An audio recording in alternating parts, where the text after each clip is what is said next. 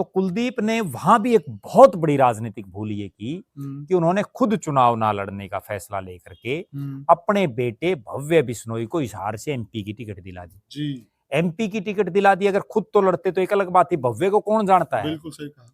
उसके बाद भव्य ने यहां से चुनाव लड़ा जी, और भव्य चुनाव हार गया, बुरी तरह से हार गया, तीसरे बिल्कुल, नंबर पर रहा। बिल्कुल 2 लाख से भी नीचे वोट आए। और बिल्कुल। उससे भी बुरी बात हम्म, जिस पर दर्शकों की निगाह नहीं होगी, हम्म, खुद आदमपुर में हार गया।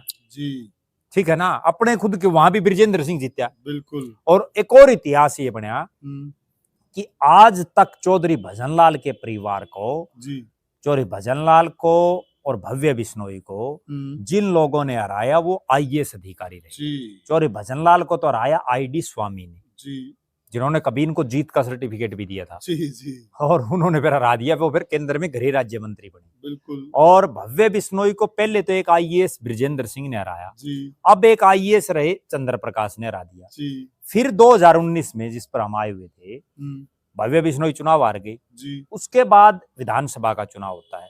विधानसभा के चुनाव में कुलदीप बिश्नोई को टिकट मिल जाती है और वो अपने एक खासम खास को, रणधीर पनियार को, नलवा से टिकट दिला देते हैं। जी, और इसके अलावा वो आसी, जो उकलाना, बरवाड़ा, नारनौंद, इनकी टिकटों में भी उनकी कहीं ना कहीं रायशुमारी रहती है। हिसार में, हिसार जिले की जो 7 सीटें, कांग्रेस ने फिर भी उनको मान सम्मान देने की कोई और कसर नहीं छोड़ी, क्योंकि 80 से उनकी धर्मपत्नी सीटिंग एमएलए थी। जी, फिर क्या हुआ कि वो रणधीर पनियार भी चुनाव हार गई और अकेले कुलदीप बिश्नोई जीते।